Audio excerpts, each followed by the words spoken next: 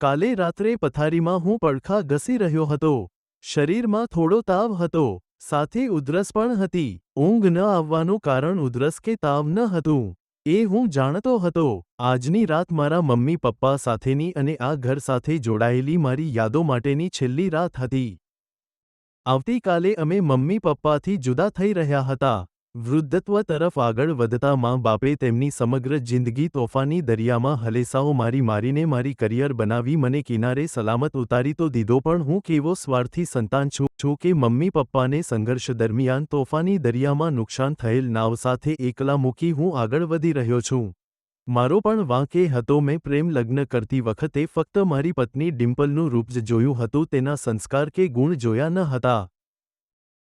રૂપ અને રૂપિયાનો નશો દારૂ જેવો છે, એ ઉતરે ત્યારે જ ખબર પડે આપણે એકલા પડી ગયા. લગ્નના 2-3 વર્ષ દરમિયાન હું પણ ડિમ્પલના ઉદ્ધત અને સ્વચ્છંદી સ્વભાવથી કંટાળી ગયો હતો.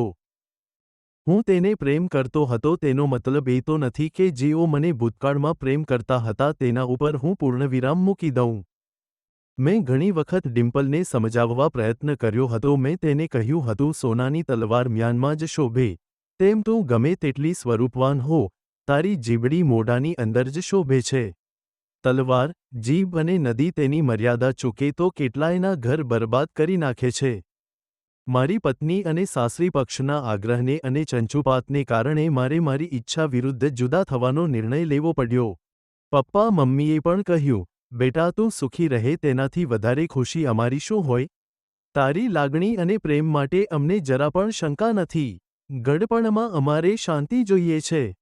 એ તેમની મોટાઈ ગણો કે સેક્રિફાઈસ.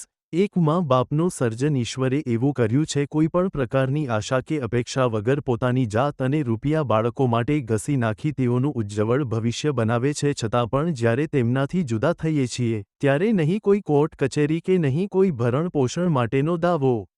ખાલી ખિસ્સા અને ખાલી હૃદયે હસતા ચહેરે તમારા જીવનમાંથી બહાર નીકળી જાય છે. ખરેખર આવા સમયે જ મા બાપને ફીલ થાય છે, શું લઈને આવ્યા હતા અને શું લઈને ગયા. અચાનક મને ઉધરસ ચડી. મેં જોરજોશથી ઉધરસ ખાધી. ઉધરસ બંધ થવાનું નામ લેતી ન હતી. થોડીવાર પછી મેં જોયું, બેઠક રૂમની લાઇટ ચાલુ થઈ. મેં મારા બેડરૂમનું બારણું ધીરેથી ખોલીને જોયું તો મા સોફામાં બેઠી હતી. હાથમાં હળદર મીઠાવાળું ગરમ પાણી ભરેલા ગ્લાસ સાથે તે ઊભી થઈ મારા માથે હાથ ફેરવી બોલી, બેટા લે પાણી પી લે, ઉધરસમાં રાહત રહેશે. મારી આંખોમાંથી આંસુ નીકળવા લાગ્યા. હું વિચારતો હતો, મારી બાજુમાં સૂતેલ મારી પત્ની ડિમ્પલને મારી ઉધરસનો અવાજ આવતો નથી અને આ અમારા બાજુના રૂમમાં સૂતી મારી માને ઉધરસનો અવાજ આવી ગયો. પ્રેમની તાકાત તો જુઓ, કોની વધારે ગણવી.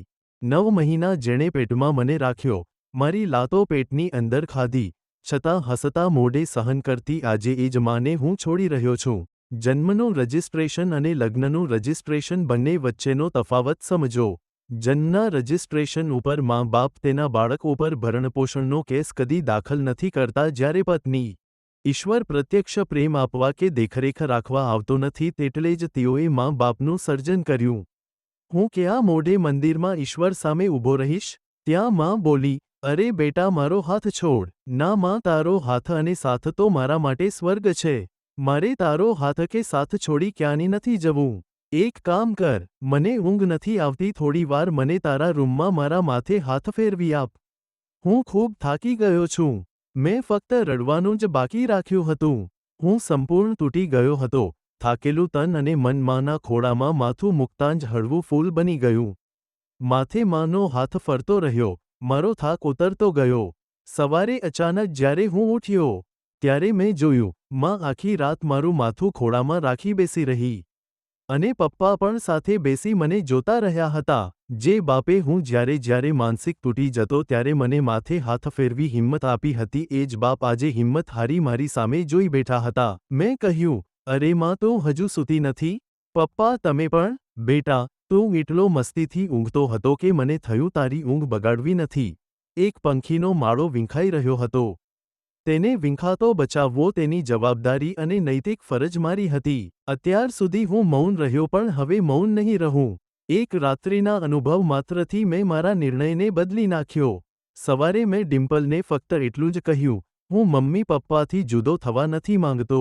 ડિમ્પલ બોલી, કેમ? મેં કહ્યું. ડિમ્પલ, લોકોની સવારે આંખ ખુલ્લે છે, મારી આંખ રાત્રે ખુલ્લી ગઈ. પણ હું આ ઘરમાં નહીં રહી શકું, ડિમ્પલ બોલી. એ તારી માનસિકતા અને તારો નિર્ણય છે, મારો નહીં. તું સ્વતંત્ર અને મુક્ત છે તારા નિર્ણય માટે. મતલબ તમે મને પ્રેમ નથી કરતા, ડિમ્પલ બોલી. ડિમ્પલ, સંભાળ. પ્રેમનો મતલબ એક પથારીમાં સાથે સૂવાનો નથી.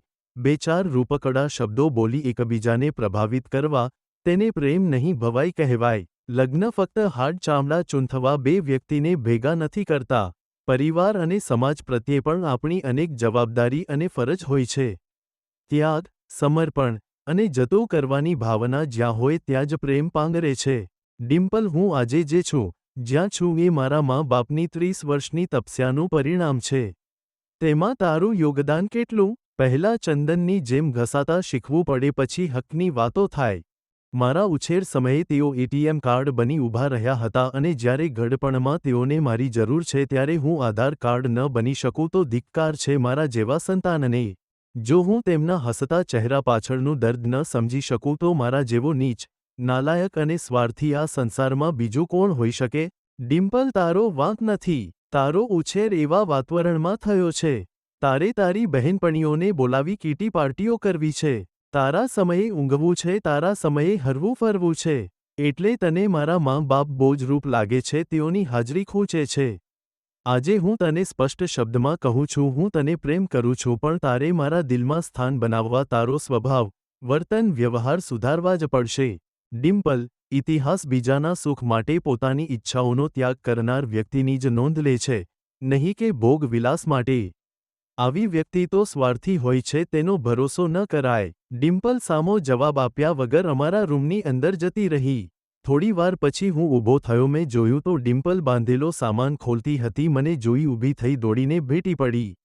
બોલી, સોરી ડાર્લિંગ, મને એક મોટી ભૂલ કરતા આજે તે રોકી છે. મને પણ વિચાર આવ્યો, ભવિષ્યમાં આપણું સંતાન પણ અચાનક ઘડપણમાં આવી રીતે આપણને મૂકીને જતું રહે તો આપણું શું થાય? મારા નાના ભાઈના લગ્ન પણ હજુ નથી થયા. એ લગ્ન પછી આવું કરે તો મારા મમ્મી પપ્પાનું કોણ? ડિમ્પલ, તારામાં રૂપની સાથે ગુણ ભળી જાય ને તો તારી બરોબરી કોઈ નહીં કરી શકે. થોડો સ્વભાવ અને આદત સુધાર. મેં ડિમ્પલને માથે હાથ ફેરવી કીધું. વેચી નાખે એવા તો ઘણાય છે આ સંસારમાં. કોઈ આપણા માટે ખર્ચાઈ જાય તેનું ઋણ અદા કરતા શીખવું. આ વાતની શીખ માત્ર સંતાનો માટે જ નથી, મા-બાપ માટે પણ છે. પોતાના બાળકોને સારા સંસ્કાર અને વાણી વર્તન શીખવવા એ દરેક મા-બાપની ફરજ છે. અને લગ્ન પછી દીકરીને વધુ પડતું પિયર તરફથી ચૂંગલી અને વહુને સાસરી તરફથી ખોટું દબાણ રાખવું પણ યોગ્ય નથી. ઘણા પરિવારોમાં સિરિયલ આધારિત કુટુંબો ચાલતા હોય એ અયોગ્ય છે. રિયલ જિંદગી અલગ હોય છે.